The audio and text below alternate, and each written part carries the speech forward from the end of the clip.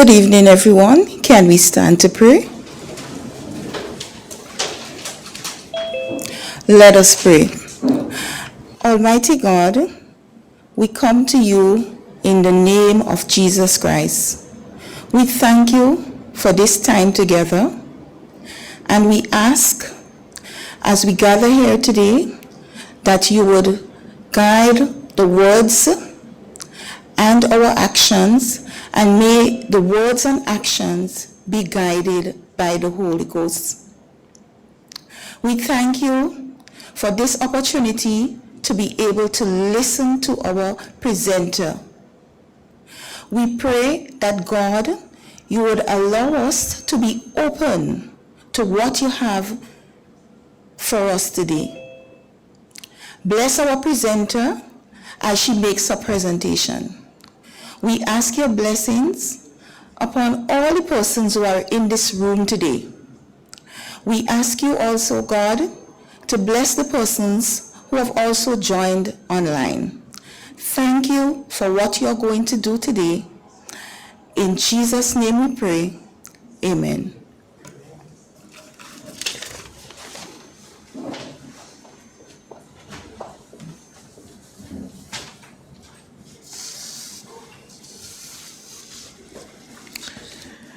Dr. Francis Severin, Principal, University of the West Indies Open Campus. Dr. Halema De Chang, Feature Speaker, Senior Lecturer and Head of the Institute for Gender and Development Studies, Nita Barrow Unit, University of the West Indies, Cavell Campus. Mr. Larry Lawrence, Managing Director, Grenada Cooperative Bank Limited. Mr. Roger Duncan, Manager, Customer Care, Grenada Cooperative Limited.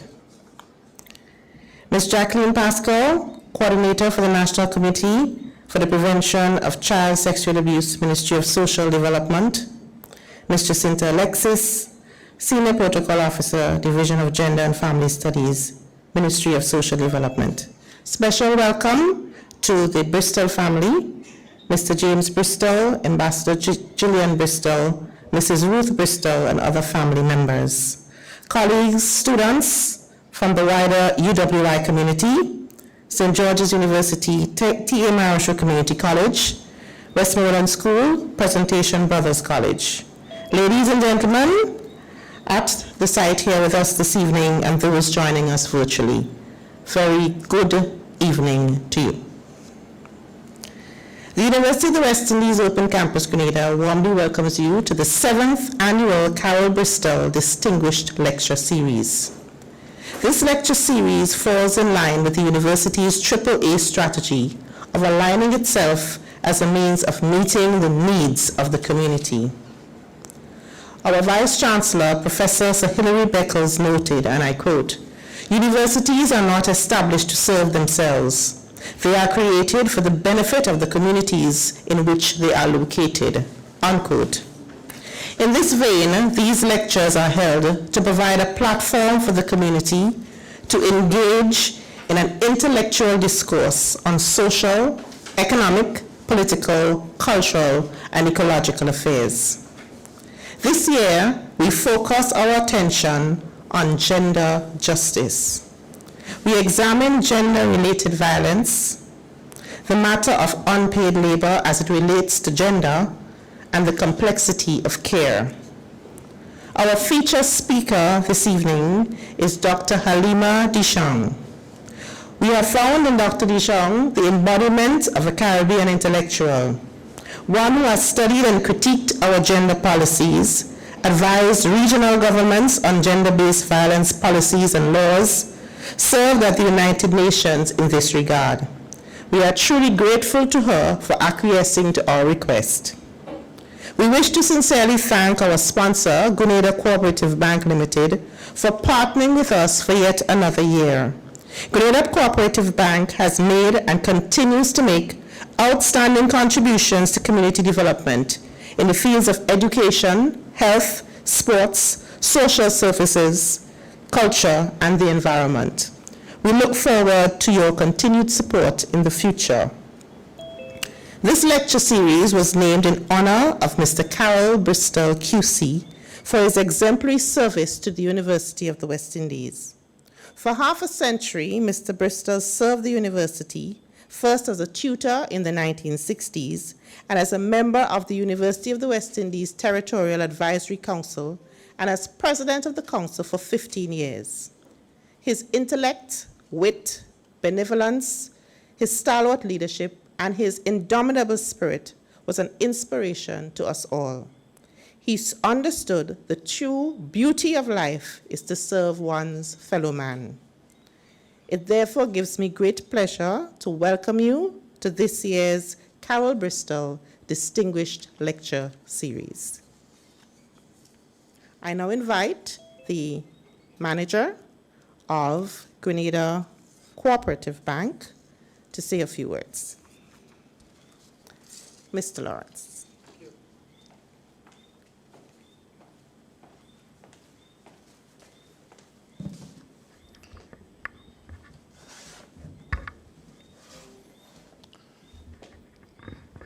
Permit me to stand on the protocol that has already been established.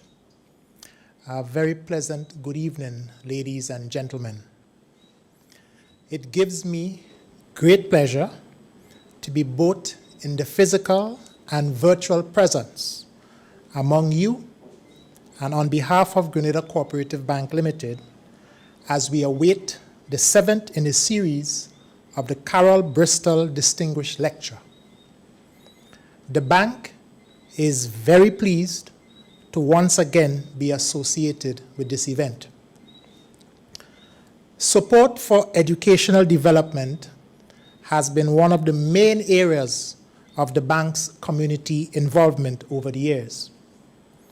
We have always aspired to bring cultural, historical, and I dare say intellectual awareness to the community we serve, as evident by several of the activities that we sponsor and support, such as annual Carol Bristol Distinguished Lecture Series, Grenada Bar Association's Sir Archibald Ned's Memorial Lecture, Tivoli Drum Festival, the annual SGU Knowledge Bowl Secondary School Quiz, Beverly Steele's publication, Grenada, A History of Its People, just to name a few.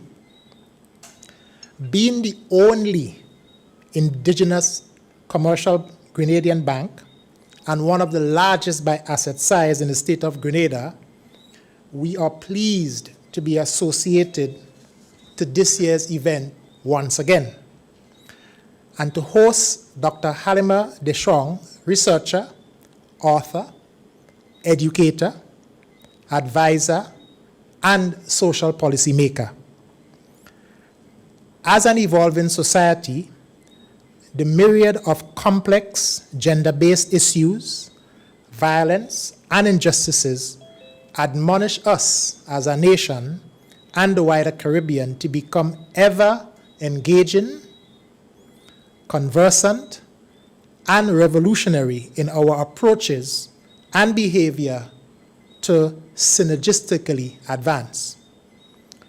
Dr. De Chang possesses the scholastic marksmanship, and I repeat, Dr. De Chang possesses the scholastic marksmanship, in our opinion, that can get us to critically reimagine new pathways and applications to treat with this taboo subject matter, which is central to the evolution of our society, an exercise that fully merits the bank's continued support.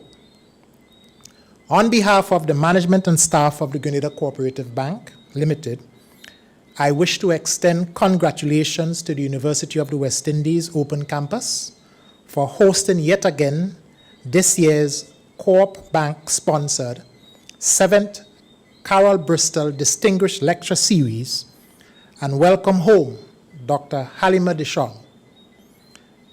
We invite everyone to enjoy this evening's lecture and discussions, which promise to be educating, enlightening, and I dare say thought-provoking. Thank you.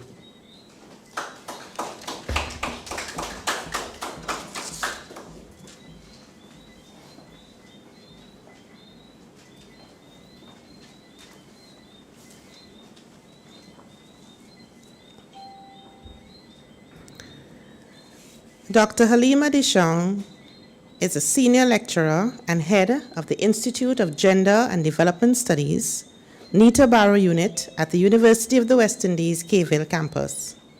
She recently served as ambassador and second deputy permanent representative at the Permanent Mission of St. Vincent and the Grenadines to the United Nations for their just concluded tenure on the UN Security Council.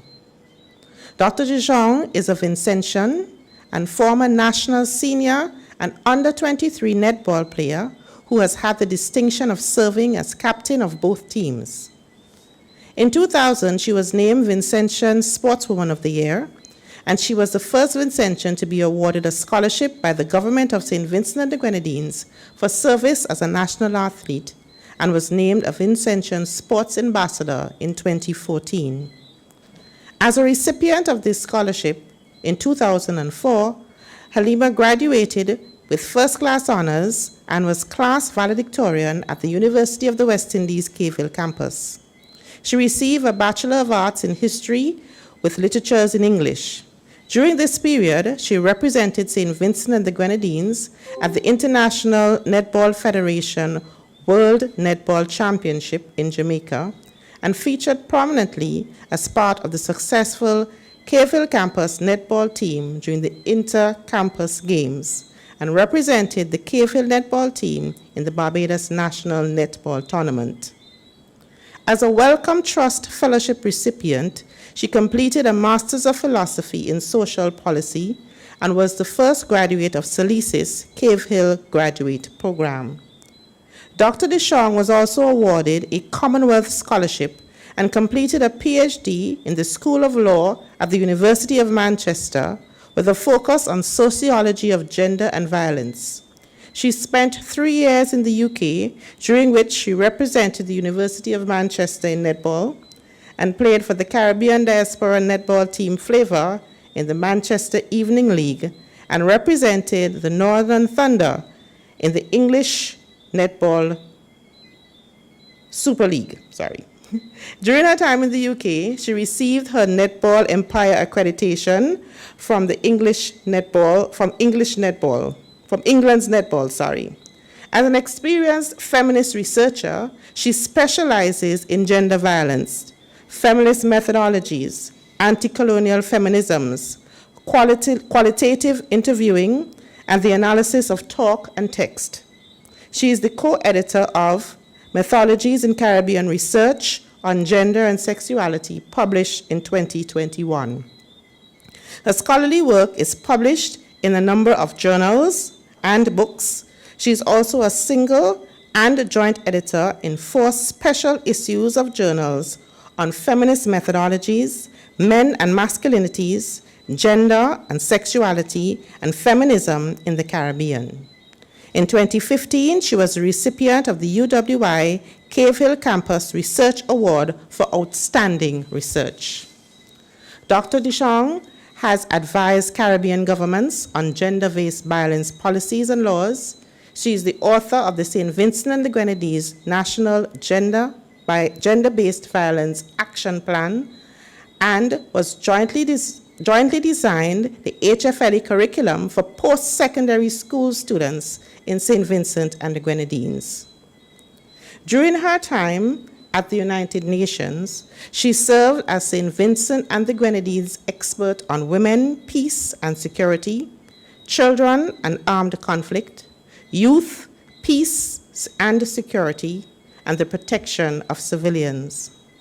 She was also a lead researcher and author of the qualitative component of the UN CARICOM Caribbean Development Bank Women's Health Survey on Violence Against Women in Grenada. Dr. De Chang is also mommy to a 9-year-old son, Johanse De Chang Marshall. She believes that animating her teaching, public service, scholarship, and outreach, she sees these as a means of ensuring the ending of the effects on the complex issues of violence and inequality towards a just Caribbean levity. Ladies and gentlemen, I present Dr. Halima De Chang.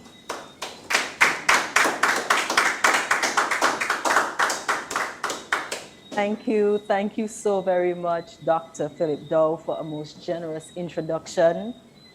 Dr. Francis Severin, Principal of the University of the West Indies Open Campus.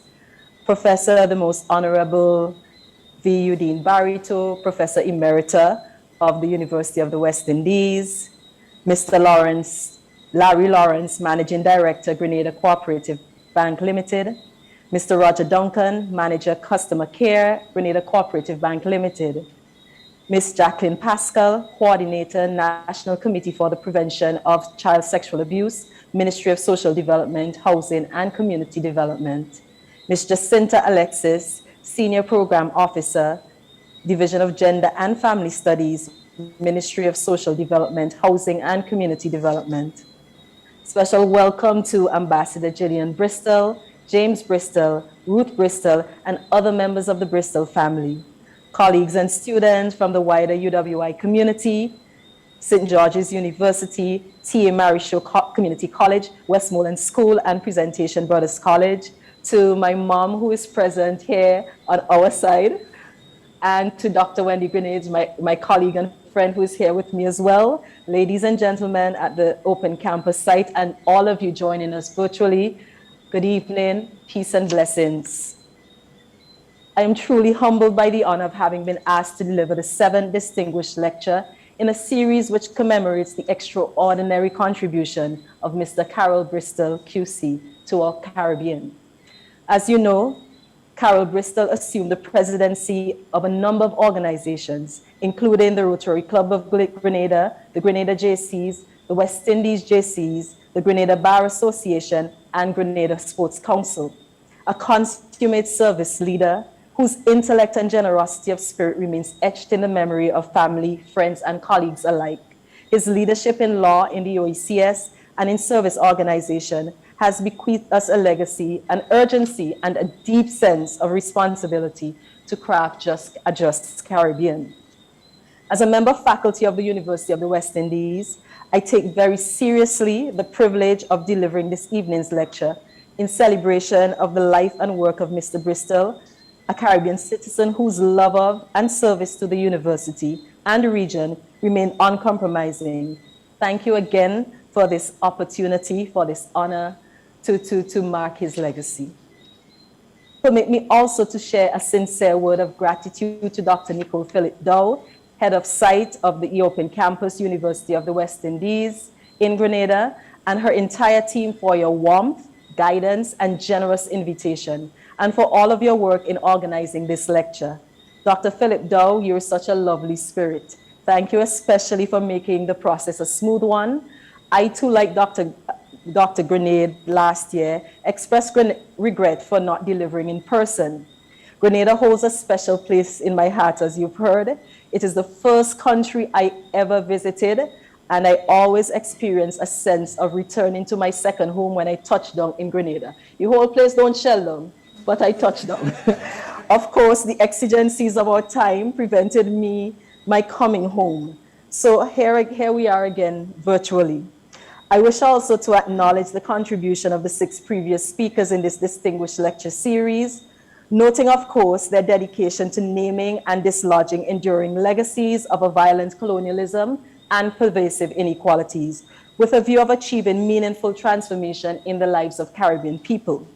From the emphases on questions of gender, race, revolutions, and reparatory justice by Professor Vereen Shepherd, Ambassador Shabazz, and Professor Brian Meeks, to Wendy Grenade's 2021 provocation about how we might disrupt disruption to engineer new pathways for the region.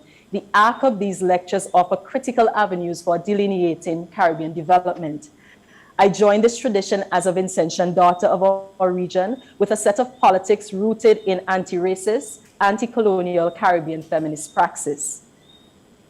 And just permit me while I share my screen.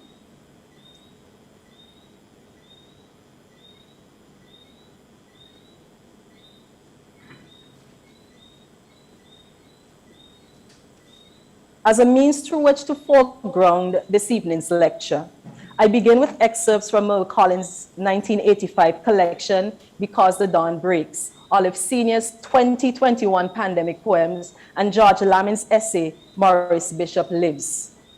Collins writes, "We speak for the same reason that the flowers bloom, that the sun sets, that the fruit ripens, because temples built to honor myths must crumble. When the dawn breaks, there's nothing you can do about your feeble bridges. When the rain falls in the mountains and swells the flow of the rivers, we speak because we dream, because we are workers, because we are peasants, because we are leaders. You see, and we were not born to be anybody's servant." Turning to Olive Sr.'s pandemic poems, in which she reflects on the escalation of gendered violence, Sr. writes, "As if the sickness outside has entered here, the fear, the choking, the gasping for breath. But no, that one is silent and invisible, named with an exit strategy. For this one, the shadow pandemic, there is only the uncertainty, the battering, the shivering, the fear, the choking, the gasping for breath, and this blocked exit." I turn now to Lamin as he reminds us that, and I quote, "The history of people's culture is first and foremost the history of that process of labor on which such culture is built, and the history of degraded labor will reflect itself in the distortions of people's cultural formation." End of quote.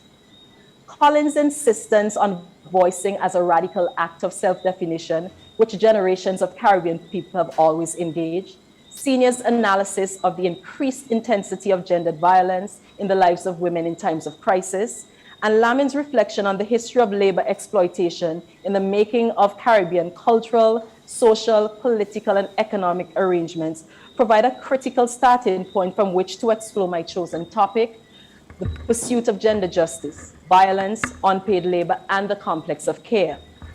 These provocations by our Caribbean literary luminaries, along with a Caribbean feminist activist scholar tradition, provide inspiration for my reflections on the pursuit of gender justice, its relevance, its intersections with the pursuit of climate, ecological, economic, and social justice.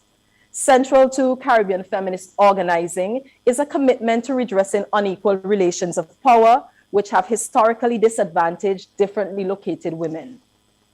An important hallmark of feminist praxis in the region is in how it situates questions of inequalities experienced by various groups of Caribbean women within broader historical and geographical contexts. Earlier this month, the Regional Institute for Gender and Development Studies hosted a commemorative panel discussion to mark International Women's Day, the subject of which was to consider the insights offered by Professor the Most Honorable Udine Barito in her 2003 essay, Theorizing the Shifts from Women to Gender in Caribbean Feminist Discourse. In this essay, Barito invites us to consider the slippages and distortions of feminist analysis of the lives of women, which occurs when feminist work is reduced to a misapplication of the concept of gender. In this move to a singular focus on gender for delineating the experiences of Caribbean women, the complexity and promise of feminist analysis, as well as its wider conceptual basis, are often missed. There is also a popular tendency to reduce the analytical power of gender to a focus on differences between men and women. The global reach of Barito's Theorizing on Gender, Caribbean gender systems, gender relations, and gender justice provide a partial basis for my thinking on how we might prioritize the interconnected and elusive pursuit of gender, economic, climate, and social justice. Even though I amplify the focus on gender justice in this evening's lecture, I am keenly aware of how race, class, gender, and other relations of power and difference interact to produce uneven outcomes in the lives of Caribbean people, and Caribbean women in particular. However, as Caribbean people navigate the effects of multiple crises, what becomes clear are the compounding nature of said crises on those groups already made marginal in the first place.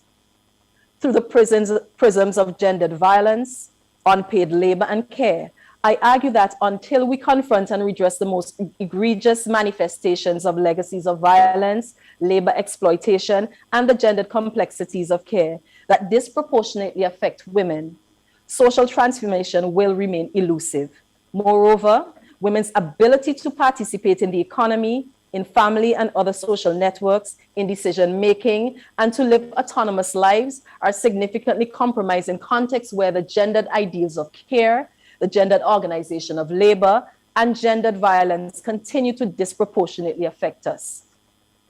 I also wish to suggest that these existential concerns for women connect to how persons, including women who do not conform to normative expressions of gender and sexuality, are interpolated within state, societal, and community formations. Concerns around sexual citizenship have been thoughtfully espoused by Caribbean intellectuals, and within the organizing of groups like CAISO out of Trinidad and Tobago, Groundation Grenada, and the Eastern Caribbean Alliance for Diversity and Equality. Collectively, they confront the interstices of gender and sexuality in the lives of Caribbean people and in their relations with the nation state. Thus, questions of sexual citizenship and gender expansive identity expression have always been central to an ethics of justice. By gender expansive, I refer to the ways in which for many persons, gender identity expression does not neatly conform to normative ideas about being a woman or a man. Even as I do not assume that there exists a collective commitment to the pursuit of gender justice, I urge us to think about how the weight of history, struggle, and social movements in our region press us to imagine fuller futures for all who call the Caribbean home.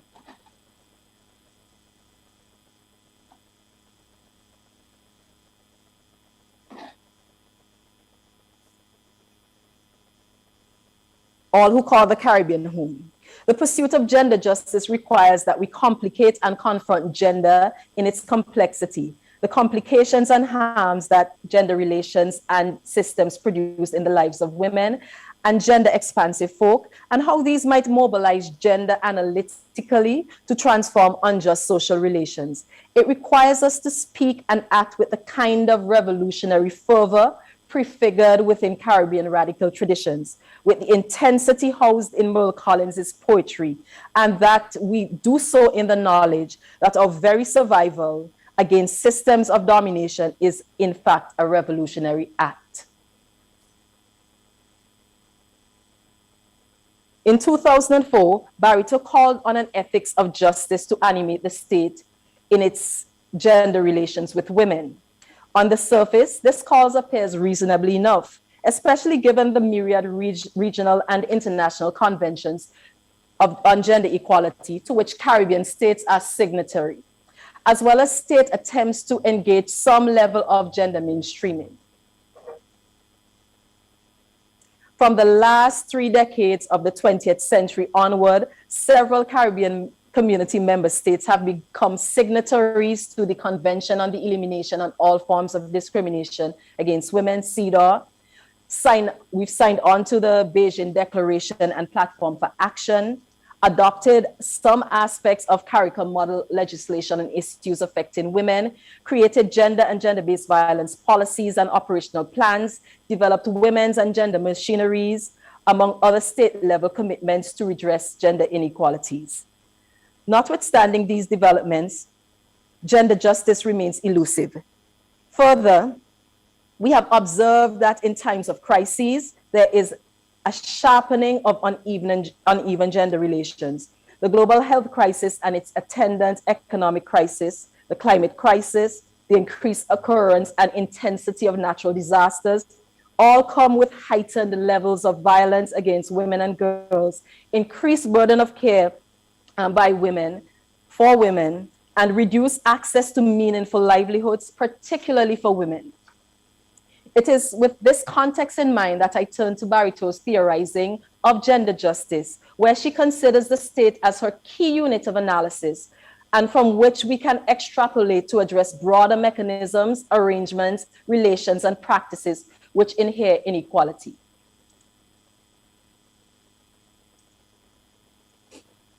Barito is wary of a rights-based approach. Barito writes, and I quote, "While I want Caribbean states to recognize women's autonomy and agency in every dimension of women's lives, I underpin my arguments for this by resorting to the concept of justice, particularly gender justice, rather than the concept of rights. Women are not allowed to engage the state as full citizens without satisfying a set of qualifying conditions. Simultaneously, states assume men have a priori rights and access to the resources of the state."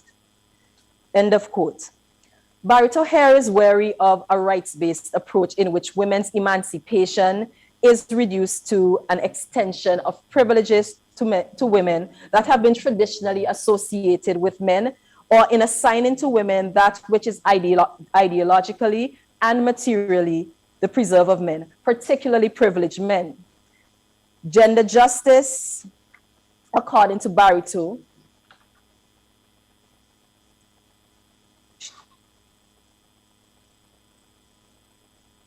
I think I'm going in the wrong direction. Gender justice, according to Barito, is, and I quote, "a societal condition in which there are no asymmetries of access to or allocations of status, power, and material resources in a society. In a gender system characterized by gender justice," she says, "there are no hierarchies of gender identities or of the meanings society gives to masculinity and femininity." End of quote.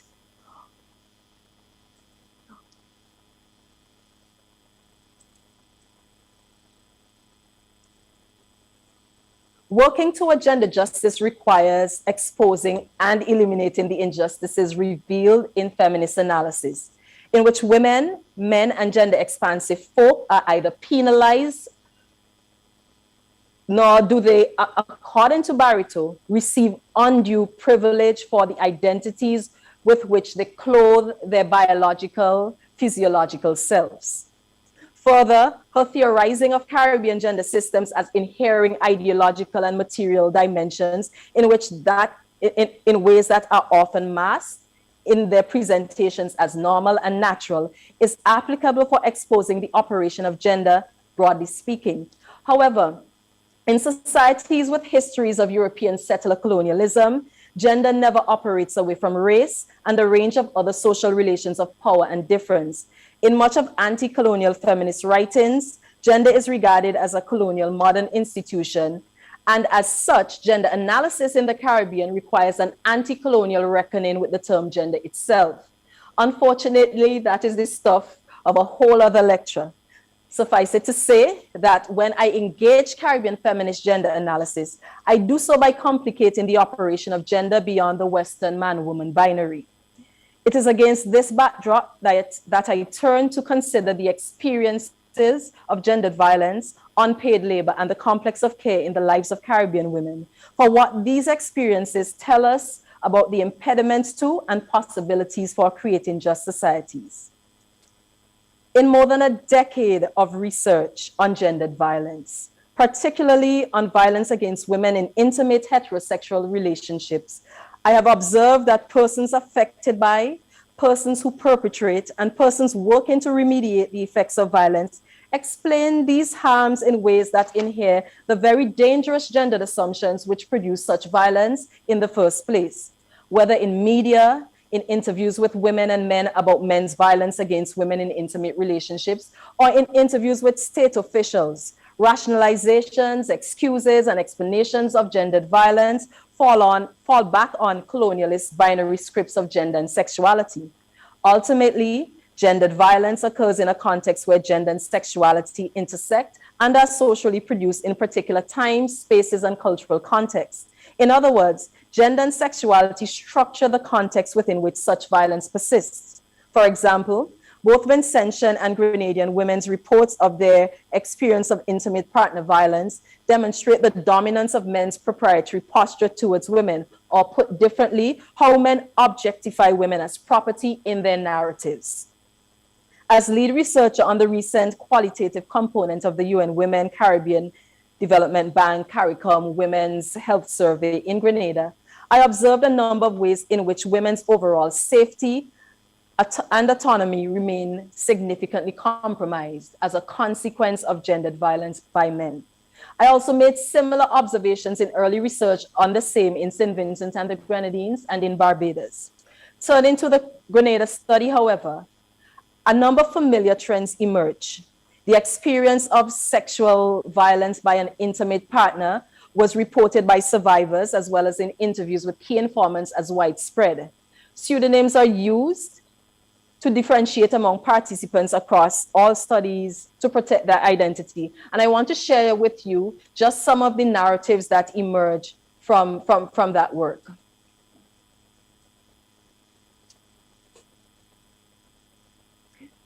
So here, the following is an excerpt of a dialogue with Sarah, who was 25 and unemployed at the time of the interview. And she was asked about her having experienced abuse, sexual abuse in her relationship. Her response was, well, there's a few times like we had our mishaps and, I felt very hurt and he would want, and I would say no, and he would force himself. Stories of sexual violence shared by Grenadian women are quite similar to those provided by women in other qualitative studies. For instance, Vincentian women reported that men often force or coerce them into sex, sometimes defining their experience as rape, which often occurred after they had had verbal disputes or had been victims of physical violence. However, these studies have also shown that while women disclose their experiences of sexual violence in these relationships, men who perpetrate these harms avoid implicating themselves as perpetrators of sexual violence. Tracy Robinson reminds us that in intimate relationships in the Anglophone Caribbean, these are codified in ways that reinforce hierarchies of race, gender, and sexuality, producing patriarchal and heteronormative articulations of Caribbean families. In other words, men in these studies call on antiquated legal codification of women having consented to sex in perpetuity, not only in marriage, but also in so-called marriage-like unions in the form of common law relationships. This runs counter to the recent revisions in sexual offenses legislation in some Caribbean countries, as well as the R versus R ruling in the UK, both of which outline the conditions under which rape in marriage is criminalized in law. It is of note that marital rape was criminalized in 2012 in Grenada with an amendment to the sexual offenses legislation. Men's proprietary attitude towards women, and by that I mean the ways in which men objectify women in these violent relationships as property, is recognized as a form of gendered power expressed as sexual violence in these relationships. This is supported by accounts of women like Brit, a 33-year-old administrative assistant who remarked that the bad times are probably he was addicted to sex and he disrespectful, and sometimes when he wanted it, he would fight me for it. What Brit discloses is a reality for many women who confront gendered violence in their relationships. Although she rationalizes his sexual violence as an addiction, which would imply a so-called lack of control on the part of the perpetrator, being forced into sex or rape is identified as men's attempt to exercise or assert power at the level of the relationship. This form of violence is supported by broader systems and practices of gendered power at the level of the state, institutions, and the society at large. The relationship between sexual violence against women in intimate relationships and broader systems and structures of violence is further illustrated by an example drawn from an interview with Simone, who is a counselor. This example illustrates how relations of power based on gender and sexuality operate to produce uneven outcome for women. Simone says, in the relationship, and it extends to all their decisions in their life. Choices of how many children to have and how often they have sex. We as women, do you have us serially? Is when he comes and he says, can you say no? I know that causes problems because once you turn them down, the first thing is, do you have someone else? Do you get they get accused of having someone else because you don't want to have sex with them. Women are often forced into unwanted sex as a means to which to prove fidelity, the effects of which sometimes results in unwanted pregnancies and sexually transmitted infections. Studies have shown that a significant proportion of women are sexually exploited and even raped by their partners as part of the wider experience of gendered violence. In a study of women who sought refuge at a shelter for battered women in Port of Spain, Trinidad and Tobago, Tracy Robinson found that 80% of them reported they were raped by an intimate partner. Similarly, 2011 data analyzed from the National Intimate Partner and Sexual Violence Survey from the US indicate that more than half of the women surveyed had been raped by an intimate partner.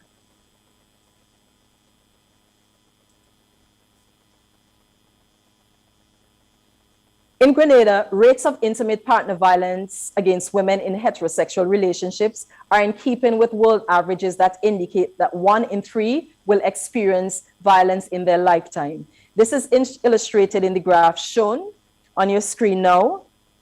It shows the way that Grenada kind of sits at that very 1/3. You see 29% of physical and sexual violence lifetime prevalence. And what you're seeing in the taller pillars would be the prevalence at the time that the survey was administered. What you're seeing on the shorter, darker red pillars would be the lifetime prevalence. That's the other way around, actually. The lifetime prevalence are the taller pillars. The shorter pillars would be the prevalence at the time of the survey. So its prevalence exposed the normative fiction of family, intimacy, and romantic loving as inherently empowering for women and children. Rather, decades of activism against violence against women by regional feminist and women's organizations serve to expose gendered violence as the most egregious manifestation of gender inequality. It is also critical to consider how socioeconomic conditions and race figure in ways that amplify the intensity, frequency, and responses to violence. For example, Graham Dans and Sri Prasad demonstrate racialized state responses to reports of intimate partner violence by Afro and Indo-Guyanese women. A reading of this study suggests that Afro-Guyanese women were often constructed as fighting with their partners, while Indo-Guyanese women were recorded as having experienced violence against women. Similar observations were made by Janet Bryce Baker in research with African, Caribbean, and African American women in the US, and in more recent research by Erin O'Neill and Laura Beckman with African American and Latina women in the US. These researchers all found that Black and Latina women were constructed as strong Black and brown emasculating matriarchs who were fighting with their partners, were the cause of the violence perpetrated against them, and did not require state support. Such contrasting constructions of Black and brown women in the US and the Caribbean and Indo-Caribbean women are found to be equally harmful, with the latter being constructed as perpetual victims in need of rescue, and the former regarded as responsible for their own experience of harm in the context of intimate relationships. As Saidia Hartman has argued, sexual and other manifestations of gendered violence against enslaved Black women in the US was sanctioned in the dominant racist and gendered objectification of Black women as sexually loose. Both in the US and in the Caribbean, the common law provisions on sexual violence did not include enslaved women. In the case of the British Caribbean, enslaved persons' legal status as chattel denied them most common law protections. Historical antecedents become necessary to consider in the making of the structural and institutional context of gendered harms to which most women are exposed.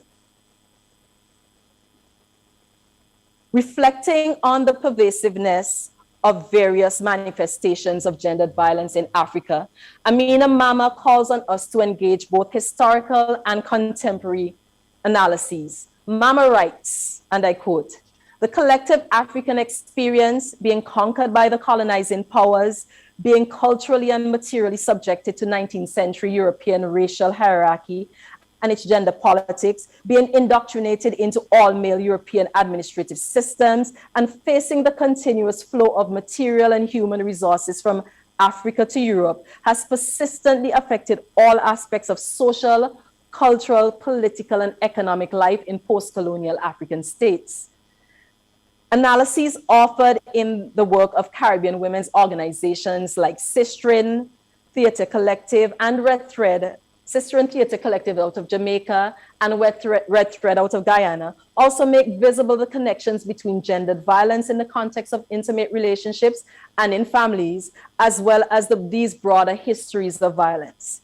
In addition, Senior in her poetry makes visible the amplified levels of violence and entrapment women in violent relationships continue to suffer during the current health crisis and the attendant mitigation measures in the form of lockdowns.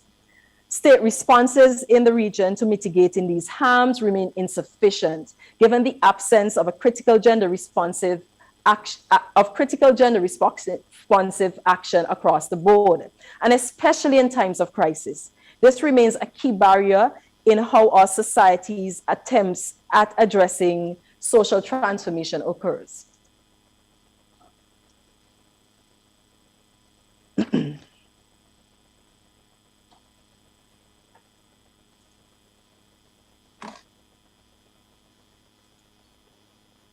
Over the years, in my analysis of the gender narratives of violence, I have observed that gendered assumptions are frequently mobilized in interviews. Colonialist scripting of gender tends to dominate in accounts of men in particular, as they talk about violence. These are repeated in media scripts as well as in interventions by public figures. Across my research in the region, and I'm summarizing here, happy to go into this if we have an opportunity in greater detail in the question and answer. I have found that, paradoxically, men often assert themselves as proficient in their use of violence against women, while also insisting that they are in fact nonviolent. When women engage in violent acts, these are trivialized by men as ineffective. This insight reveals the taken for granted gender notions of men as adept in the use of violence when compared to their partners. For example, men discuss their violence as a means to which to restore or reassert their dominance in the face of challenges to conventional gendered arrangements. Several men distance themselves from the acts of violence they engage through silence, denial, and avoidance. This has to do with how men perform and manage public expressions of self, particularly in interviews with researchers. They avoid implicating themselves as responsible for said violence and often describe themselves as essentially, as I said before, nonviolent. And this all over the course of a single interview. Violent acts engaged by men are rationalized as strategic responses to women's recalcitrance or disobedience. In asserting their identity as men, they often articulate expectations of deference by women. Narratives of gendered provocation and blame are invoked by men who perpetrate violence by law enforcement and by members of the legal profession. I also found that love and violence are often presented as incompatible in both women and men's accounts, pointing to notions of love as enduring and as that force which provides a basis upon which to overcome any conflict or violence. And lastly, I want to highlight expectations of women's domesticity and fidelity are frequently invoked by men to explain violence. At the level of the intimate relationship, there is the naturalization of care as women's work in ways that create violent outcomes for women when men deem women to have reneged on their responsibility. That is their domestic responsibility. In the following example, for example, an interview participant from St. Vincent and the Grenadines, who I'm referring to as Floyd, rationalized his violence in the following way. I said to her, don't watch it. I come home, nothing to eat. What I mean, like, okay, she just started to cook because everything is just the movie. So I started to make noise. And this is the thing. Every time you start to make noise with her, she's always the first to square up at you. And I lash her.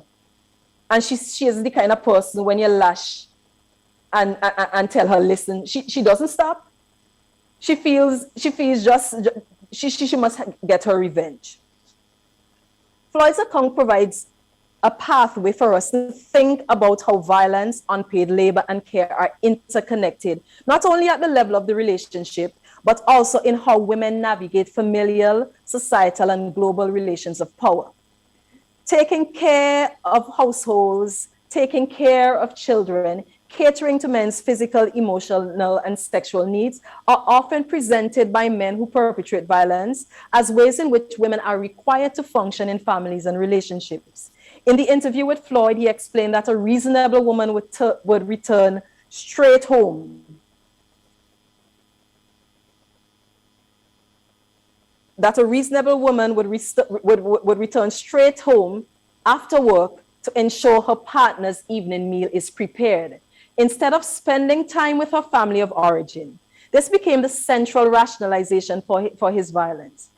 I suggest here that given the widespread ways in which these multiple registers of femininity circulate and shape both familial and extrafamilial relationships, women's autonomy, particularly women who experience violence, are especially circumscribed. And with this, I turn to unpaid labor and the complex of care. Work, paid and unpaid, and care are significantly imbricated or intertwined in the lives of Caribbean women. Merle Hodges' reminder that Caribbean women have always navigated the multiple forms of work, Rhoda Reddock's interrogation of the sexual division of labor in Caribbean women's histories of work, the late Andai's activist scholarship on the enormous price for women of their unwaged work, and how this continues to underwrite the global economy, and global networks of socialist feminist analysis and activism all point to the enduring gendered inequalities which women experience as we navigate labor and care. In any given society, labor markets, the economy, and the state's capacity to reproduce itself and its institutions remain deeply connected to and reliant on women's reproductive capacity, as well as women's care and household activities.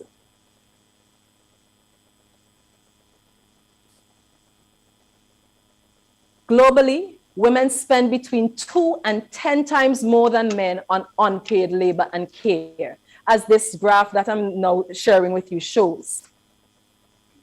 An examination of data from the Living Conditions in Grenada Poverty and Equity 2021 World Bank report revealed that on average, a higher proportion of poor households are female-headed compared to non-poor households. There is, in fact, a difference of nearly 12 percentage points in the proportion of female-headed households across poor and non-poor households. In terms of household heads' educational attainment, not surprisingly, non-poor household heads have higher primary and tertiary education. And here is a table that demonstrates how this plays out in the context of Grenada. So we see there, in terms of female-headed households, about over half of female-headed households are in the category of poor.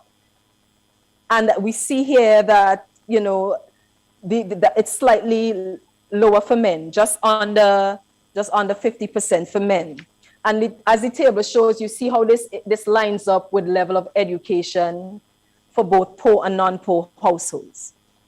What do these data reveal about the connection between socioeconomic conditions and women's engagement in paid and unpaid labor, as well as care activities? For one, even though women's unpaid labor and care activities sustain families, societies, and economies, a tendency to invisibilize, undervalue, and neglect this contribution is in much of economic, political, sociocultural, historical, and policy analyses is even more harmful for women heads of households who tend to be poorer and less likely to access sustainable livelihoods in Caribbean labor markets. In addition, as was previously noted, women's unpaid labor and care activities increase significantly in times of crises, as we have seen with the onset of the COVID-19 pandemic.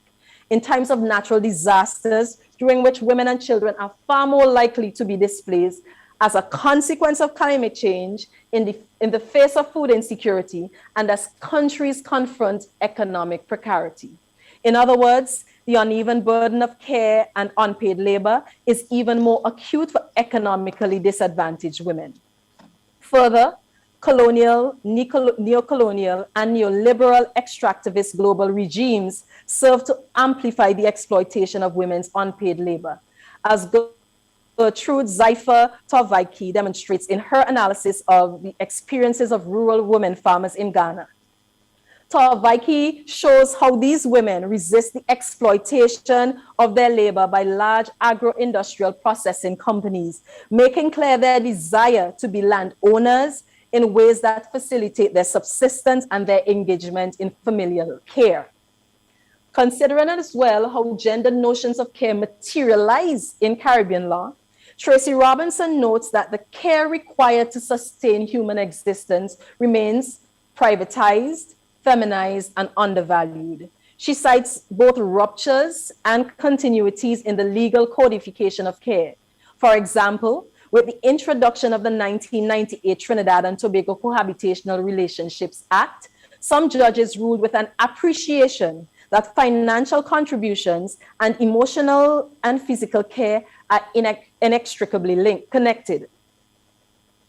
Under this act in Trinidad and Tobago, Superior Court judges, according to Robinson, have attempted to translate how caregiving activities should be counted and valued in court settlements, in much the same way that paid work accords a direct monetary value. However, this logic is inconsistently applied across different jurisdictions in the region, given the variations in legislation from one country to another, and differences in how care and unpaid labor is valued and or devalued across member states.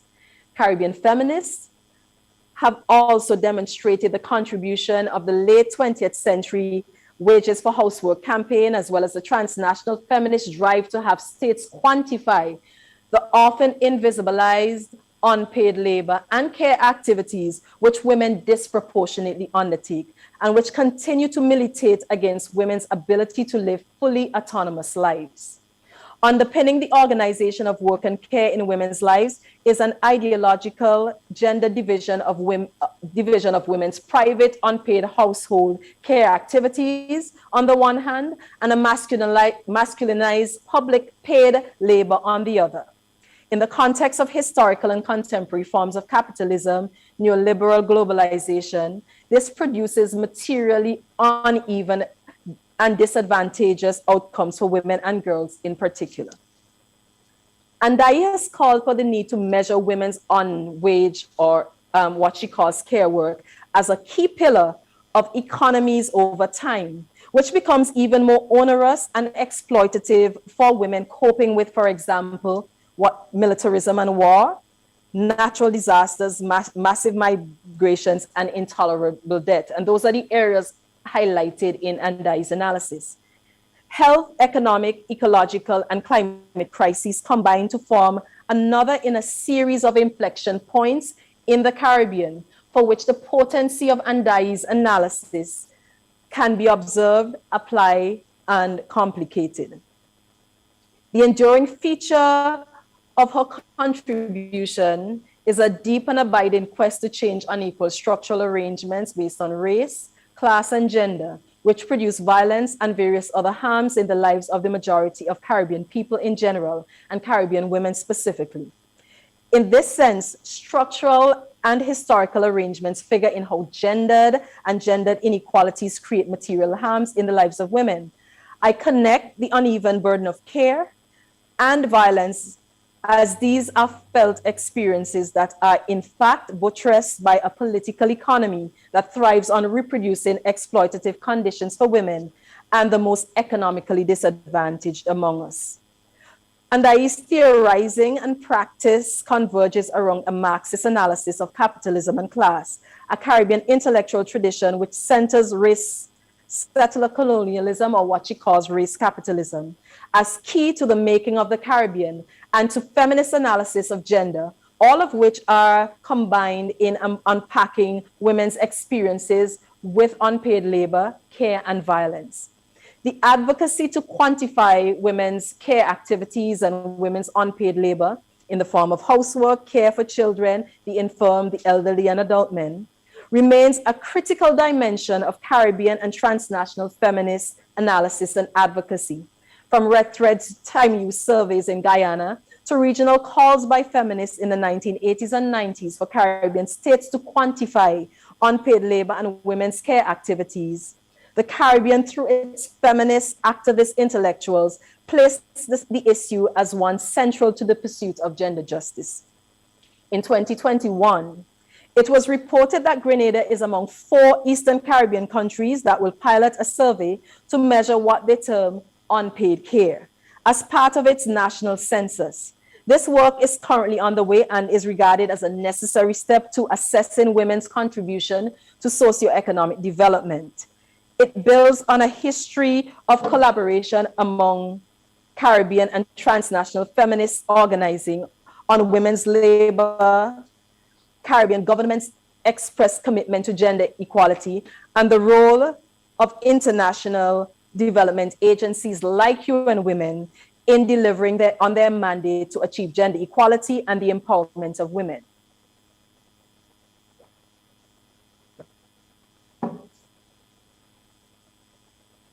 It also builds on the path-breaking research from the Women in the Caribbean Project, led by Professor Jocelyn Messiah, which quantified and qualified Caribbean working class women's engagement with unpaid labor, care, paid work, and their experiences of violence. This research was instrumental in complicating one-dimensional accounts of women's reproductive and productive activities. It avoided a bifurcation of gender, or a sort of dichotomous or binary way of reading gender, by exposing the complexities of Black and brown women's engagement in work and care historically. For example, the gendered organization of work in the French Caribbean. In examining the gendered organization of work in the French Caribbean, Bernard Moit detailed how women performed disproportionately more hard labor than men in the fields. In fact, women made up the majority of forced laborers in field gangs, whose members did the bulk of the arduous labor. The economic ability of plantations, according to Moit, the economic viability of plantations, according to Moit, depended significantly on women's labor. Similarly, Nicole Phillips Dow has demonstrated how enslaved women in Grenada, as was the case in other European colonies under the plantation system, were required to assume the double burden of production and reproduction with little to no differentiation in how they participated in labor-intensive tasks in the fields when compared to enslaved Black men. She goes on to explain that this in many ways undermined a European gender logic of women as the so-called weaker sex. Enslaved Black women also functioned as nurses and midwives, carers for children of white planters, performed domestic labor in and around the plantation house, and were made to function as hucksters selling charcoal, fruits, and vegetables for their white enslavers.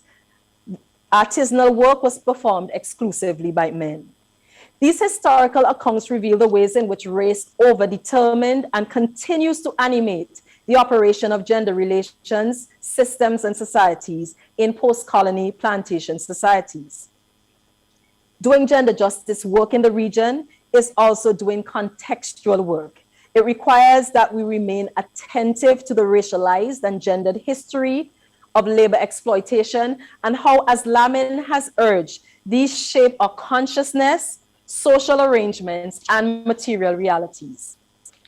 Turning more specifically to the complex of care, feminists have long theorized care in terms of its economic value in underwriting entire economies, hence references to the care economy and care work. However, I suggest a shift in thinking about the gendered logics of unpaid labor and care beyond a focus on measuring their contribution to the economy, as has been done in much of feminist class analysis. I do so for 2 reasons. The first is that the binary organization of work and care misses the several vehicles through which naturalized gendered logics about relations, naturalized logics about relations of gender figure prominently. Let me reread that. The first is that the binary organization of work and care misses the several vehicles through which naturalized logics about relations of gender figure prominently in the organization and material outcomes of work within so-called public labor markets. Here, I think about how the sexual division of labor translates into either lower level service related jobs in tourism or retail businesses, or in fields like nursing. Rhoda Reddock has shown how when women begin to occupy areas of the labor market in large numbers, there is a commensurate devaluing which occurs. Drawing on historical analysis of the teaching profession in the Caribbean, Reddock demonstrates how a different set of values become attached to teaching with an influx of women to the profession and a subsequent decline in the number of men by the second half of the 20th century in the Caribbean. It is at this point that the gendered logics of care begin to accompany expectations of female teachers. Gendered class and respectability politics around marriage, childbearing, and sexual conservatism would dominate how female teachers were required to operate within the profession. For example, in this early period, pregnant women could lose their employment in teaching. Later, this rule was relaxed to permit married women to continue in the profession. The violence of colonial and post-colonial Caribbean states must be named and confronted for how gendered notions of care and women's unpaid labor are mobilized in ways that disadvantage women. Pursuing gender justice thus involves exposing and unraveling these racialized and patriarchal formations. The second reason for a focus on women's engagement in care activities beyond measuring its economic value is grounded in women's own framing of unpaid labor and care in ways that simultaneously collapses and separates the two. In other words, as Danielle Bob has shown in her interviews with women, care and household activities are defined by women as inhering both economic and affective value. And by the affective here, I refer to the feeling, the emotion behind who we are and how we come into being. The affective shows up in all of who we are. It is not to be separated from the instrumental functions that we perform as part of our living. The tasks that women perform are both imbued with affect and efficacy or function across a continuum. It is for this reason that I take seriously Bob's suggestion that we consider the multiple implications of work. She calls for a rethinking of feminist frameworks which seek to address the devaluing of women's unwaged labor by, and I quote, inserting women's domestic activities into patriarchal and capitalist valuing of work with the belief that it will be empowering for women, end of quote. Theorizing work beyond economic valuing of specific activities eschews a purely Marxist political economy of work in favor of more nuanced analysis grounded in the experiences and theorizing provided by women themselves about their own lives. It calls on us to take seriously the joys and complications that care creates in the lives of women. In delineating the complexities of care, which inhere in women's lives, it becomes necessary to return to the very bifurcation of gender, which takes hold in much of Western philosophical thought and practice. Specifically, how oppositional accounts of a rational, autonomous man and a dependent, caring woman take hold. A paradox emerges. On the one hand, care is visibly naturalized as the preserve of women.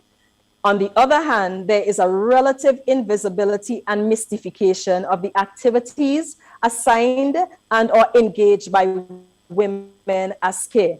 And this has the effect of creating uneven outcome for large groups of women who are expected to care.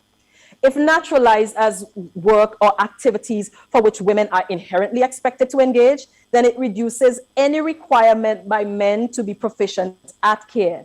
To clarify, I am not at all suggesting that men do not have the capacity for, nor that men do not in fact engage in care. In much the same way that Eugene Barito argues that gender is often masked as natural and normal in how we ideologically assign separate roles to women and men, I suggest that the ideologies underpinning care function to create the conditions in which men are not expected to be proficient at care, so that when they are, this is celebrated as additional, cited as appendage to men's identity, or as attempts by men to assist women, but not necessarily central to how men come into understandings of themselves. Conversely, the assumption that care activities normally associated with women would become imbued with greater value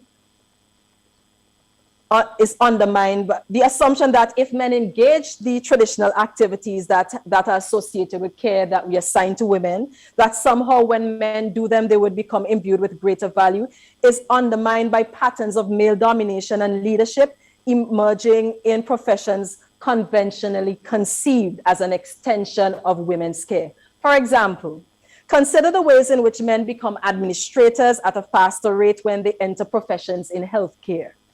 Bob also observed that even as women construct their maternal and worker subjectivity in oppositional ways, women's so-called naturalized care attributes are co-opted in the public paid labor force in service of what she calls a feminized neoliberal worker identity. In other words, in intimate and familial relationships, as well as in the public paid labor force, feminized care is rendered as both natural and necessary activities and work to be engaged by women. It goes without saying that human experience requires care from others. But as Barito has argued, often women enter heterosexual relationships in search of erotic ecstasy, care, love, and affection, but such desires are often surrendered or replaced with care as labor, as opposed to mutual care as love. In other words, when care is reduced to work, it distorts, undervalues, and limits the possibilities for engaging care as empowering. The disruptions in gendered notions of care function to create violent outcomes for women in the context of patriarchal intimate relations. It is here that it also becomes necessary to expand beyond a rendering of care as labor or as commodity or even care as emotion work. In the context of gendered violence against women in intimate relationships and in the family, we see how gendered care becomes mobilized to rationalize, to justify, and to excuse these harms against women. The pursuit of gender justice requires that we celebrate care as that which sustains and is to be sustained, as that which nourishes and which ought to be nourished, as that which enriches us as individuals and our communities.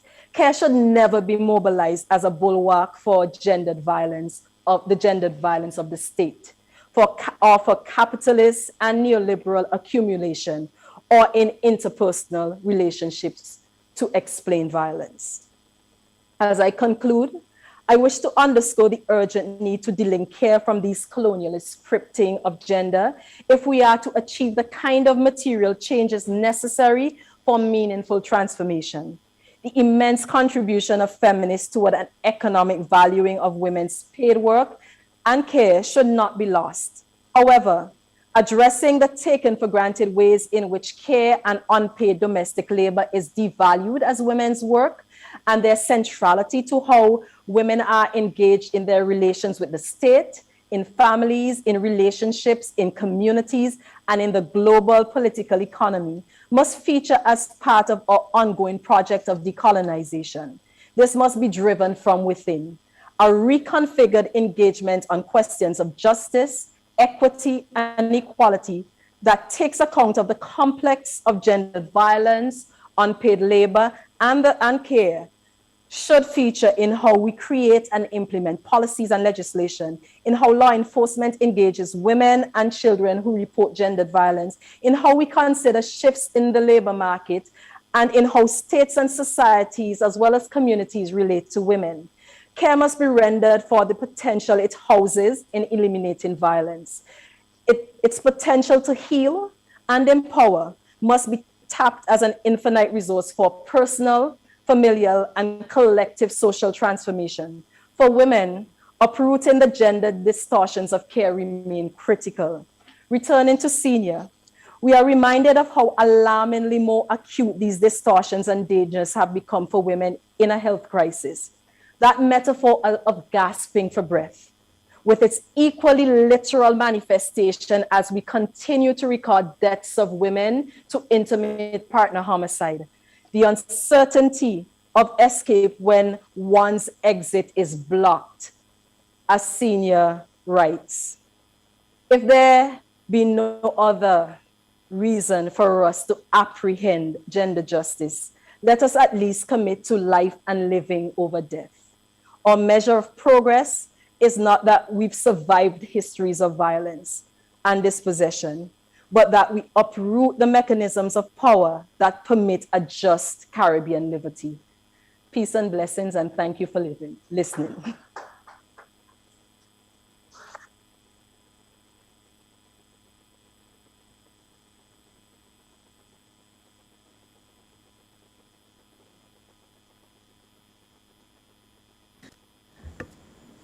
Dr. De Chang, I think I would have to quote Mr. Lawrence when he spoke about scholastic marksmanship, and I think you have done that justice this evening. We want to sincerely thank you for the lecture, for the exposition on a lot of topics that we don't talk about. Sometimes we feel very uncomfortable talking about, but that needs to be spoken about. I'm happy that there are some young folks in the audience here today, children from secondary schools and from the T.A. Marisha Community College. We want to thank you sincerely, and we want to open the floor for a few questions. So I will pass over to my colleague.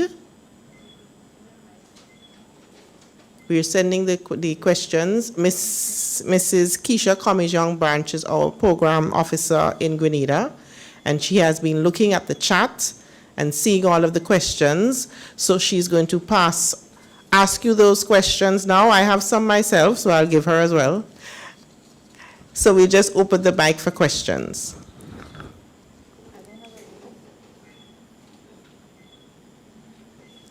If there's anyone, any of the young people who have a question, don't be shy. We can start with you, and then we can go to the other ones. Young people?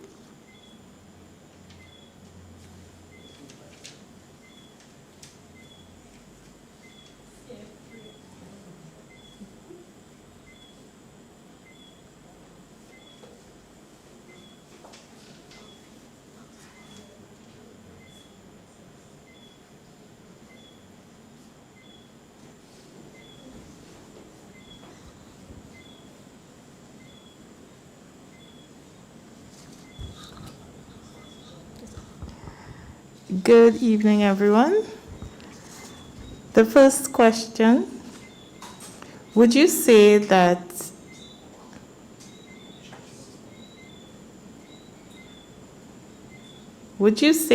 even today, women are not seen or treated as full citizens?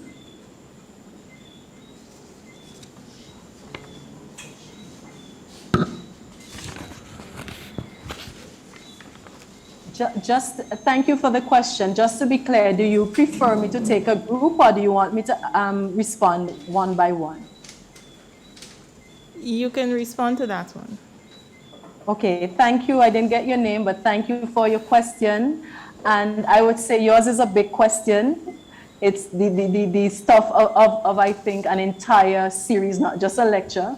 I would say the point I was trying to make today is, notwithstanding how your question today, even today, are women, I missed the full citizens.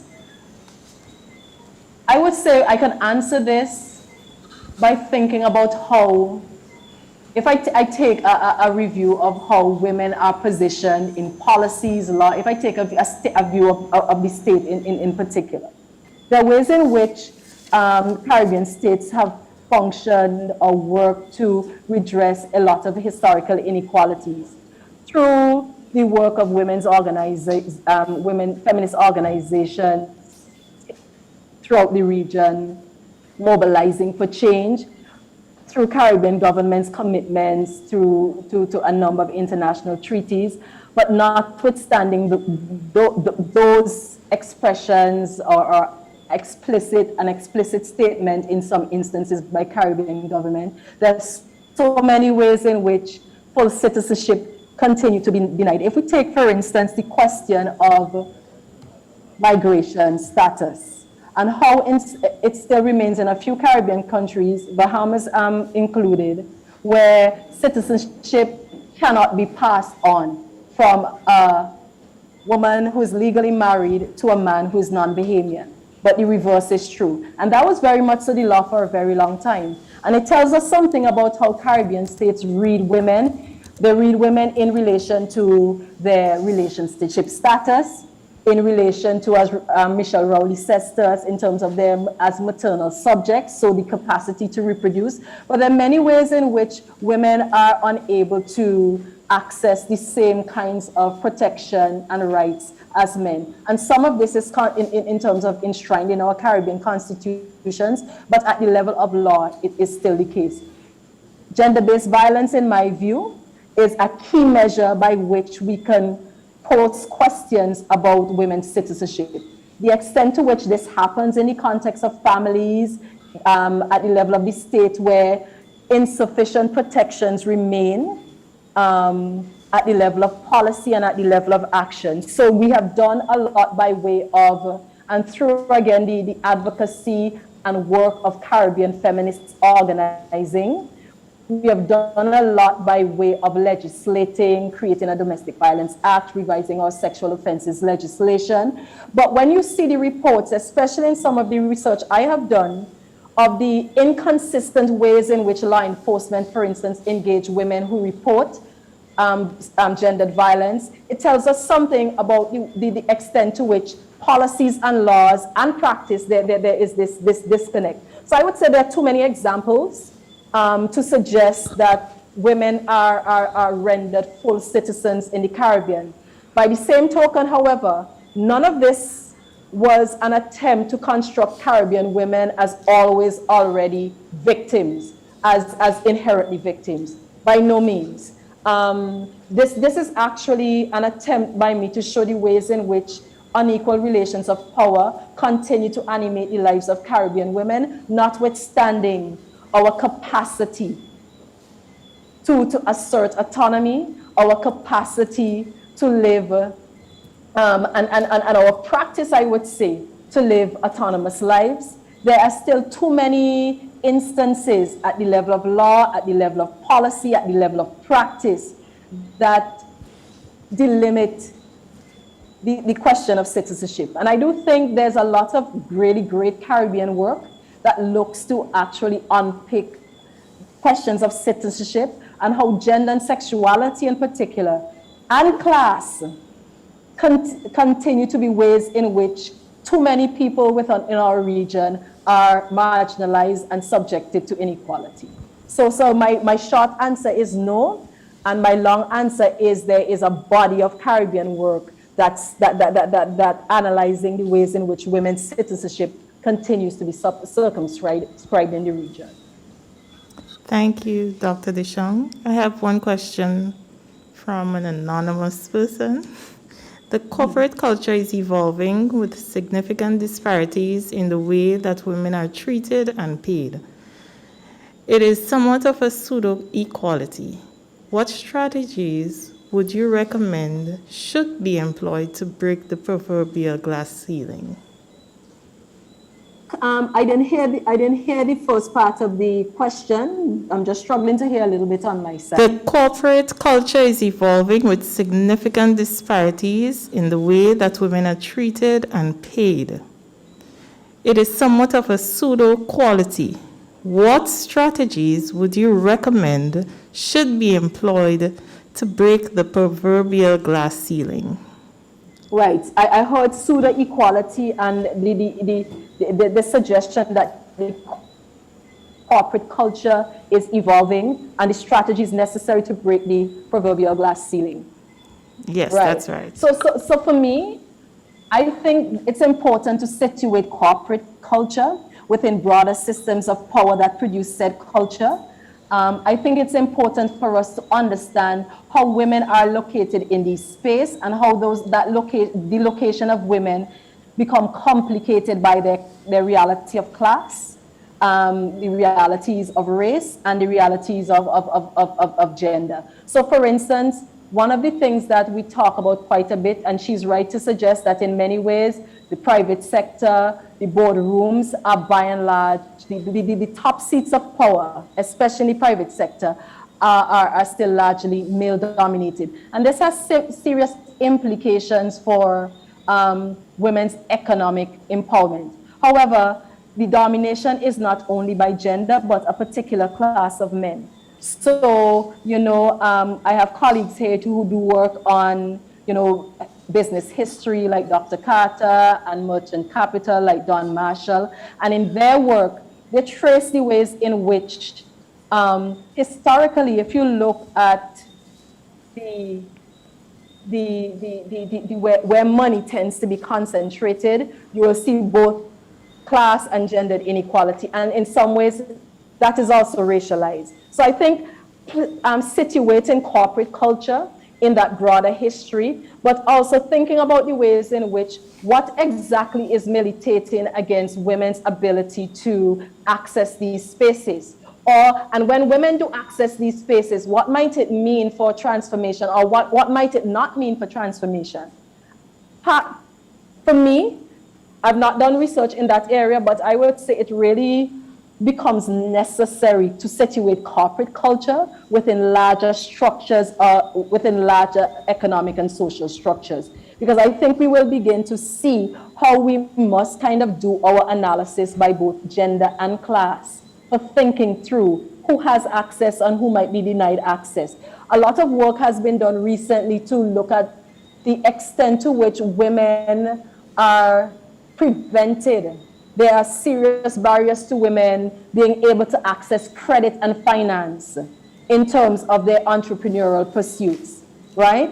And so when we talk about economic empowerment and economic emancipation within Caribbean society, it becomes necessary for us to think, for instance, about the ways in which banks do business.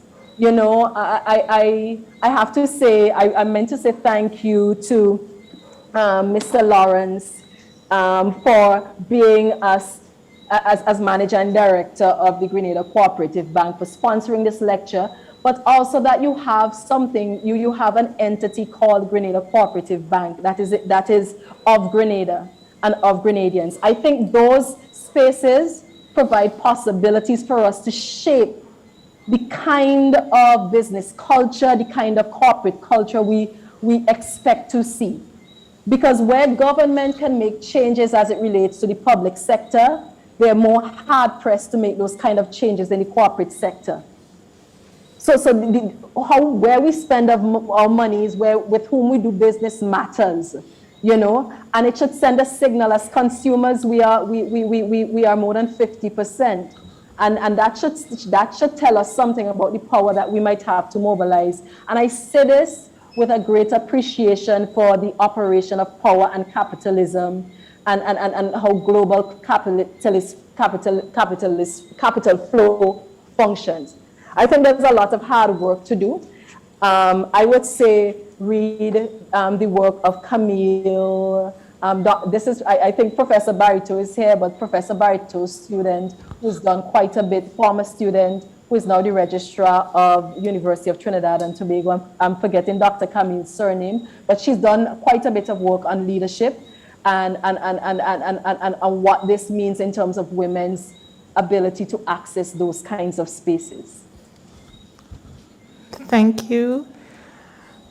In your research, or in your opinion, how far does race still affect gender relations in the Caribbean today? how far does race Yes. still race? Yes. I think the point I make about race here and in my work more expansively is that race, our gendered relations are in fact saturated by race, and it is by design, by history, by definition. And the example I like to use to illustrate this is how oftentimes we continue to pledge allegiance to these gender systems and structures that were never invented with us in mind in the first place. We continue to be committed to these conventional notions of gender. And when we consider these conventional notions of gender, like for instance, how under Victorian ideology, you had some notion of a middle-class public husband who goes out to look after his family, and a middle-class private wife who stays at home. That was in and of itself a fiction for European society, for English society, that we somehow continue to allow to shape our ideas about gender, even though our Caribbean reality has never materially been that. So we could think about the labor exploitation of indigenous people in the region.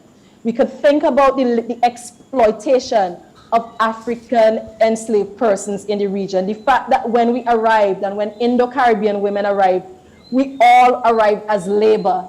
We never arrived to be anybody's housewives. It explains why after the Quakers attempted to set up these peasant societies in Grenada, in Jamaica, where they afforded land to formerly enslaved Afro-Caribbean families with some intention that it would save women from agricultural hard labor and their so-called husbands will go out to work. They could not understand why, after having set up these free villages, as they were termed then, that women insisted in engaging in agricultural production. And that is a tradition that was carried over from their experience as West Africans. So these ideologies of gender that continue to control and animate how we think about what it means to be a woman, a man, or a gender expansive person. These ideologies of gender never matched our material reality, as those our ancestors showed, that they continued to be tied to the land, right? And they continued, Merle Hodges' refrain that Caribbean women have always worked tells us something about the fiction of a private woman and a public man. And she means, by that she was referring to how women have worked. Having said that, however, this does not mean that Caribbean women have always accessed work, particularly in the public paid labor force, at the same levels and with the same level of remuneration as have Caribbean men. And this is, of course, complexed by class in terms of the labor market. So I use that as an example to say that race, in my view, race over-determines gender relations in the region. Race animates gender relations in the region. And it's very difficult to talk about race on the one hand and gender on the other, because they intersect in fundamental ways. So it's very much so present in how we do gender analysis and feminist work in the region. Thank you. I have last question. How do we change mindsets in Caribbean society towards gender violence and unpaid labor? Thank you for that question. It's a really important question. And I would say this. I would like us to open our thinking and our doing to the immense body of work, action, thinking, that have been done within Caribbean feminist spaces, whether it's Caribbean feminist organizing, Caribbean feminist organizing, which also is Caribbean feminist intellectual work. Because in those spaces, you find a wealth of available possibilities for a different kind of Caribbean, for more just Caribbean. And I say this because a lot of early Caribbean feminist organizing was about public education. You think about the work of CAFRA in the region and the work that they did with police officers across the region to sort of educate them about addressing gendered violence. We have the intellectual and wherewithal. We need the political will to line up with that.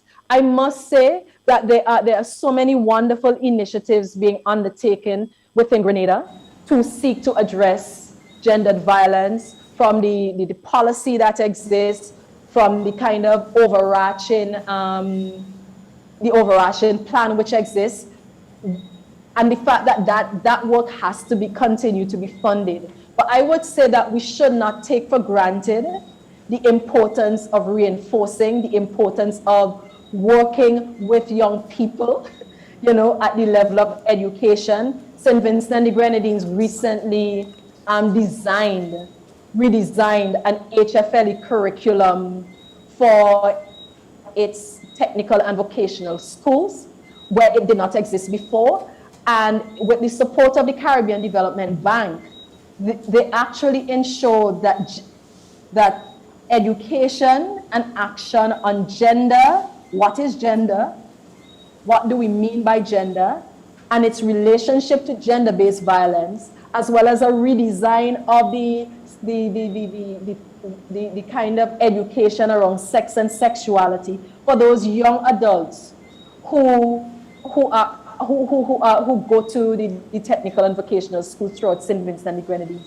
Those kinds of initiatives should not be one-off, and that currently existing in the region are these action plans, some of which are very well, I would say, resourced, but the majority of them are not.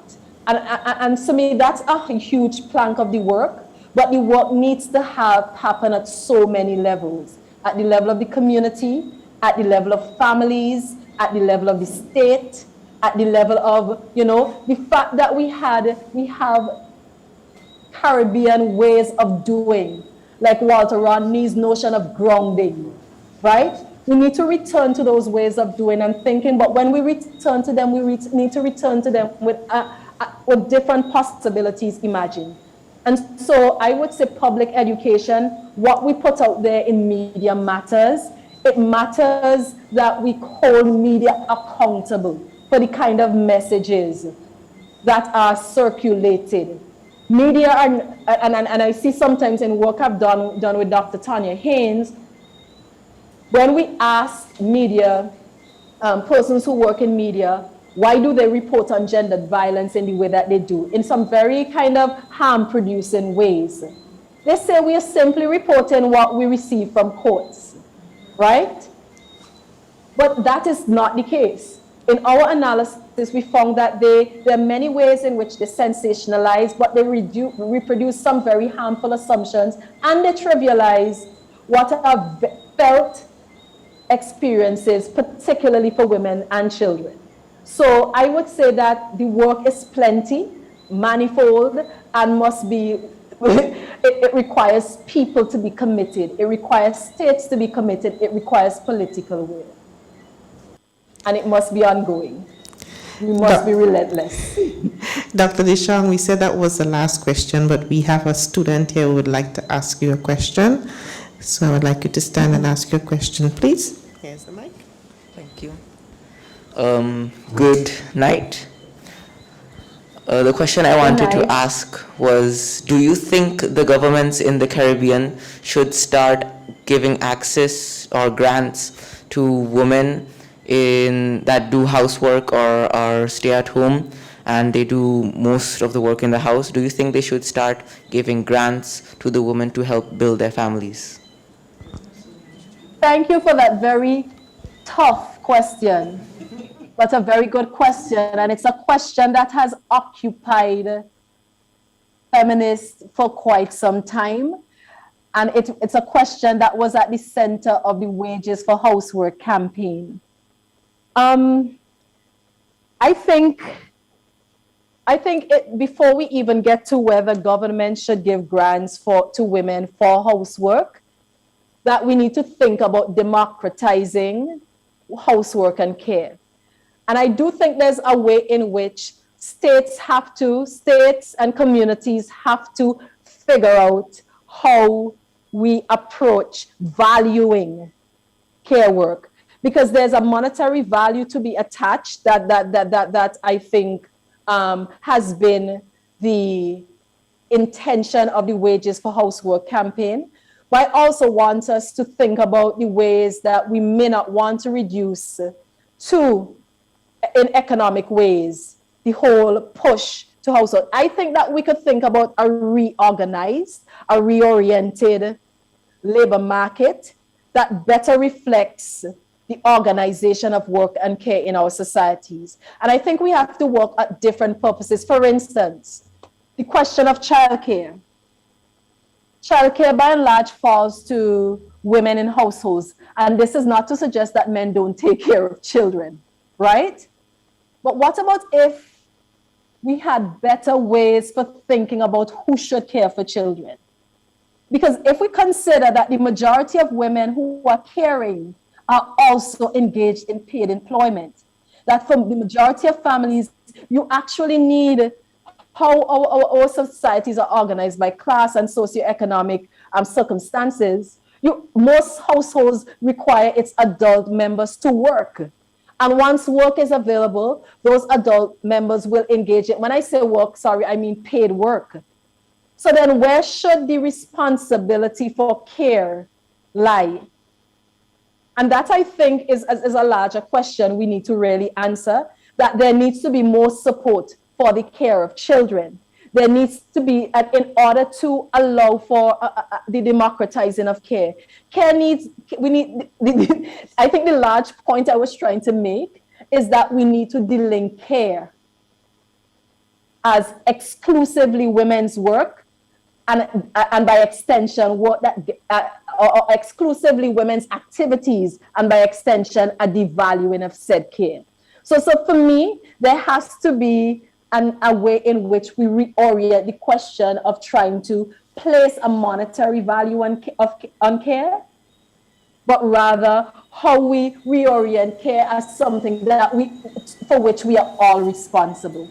And then we could talk about some questions around its economic value, something we do not do in the region. If we want to attach an economic value to unpaid labor, how does it appear in our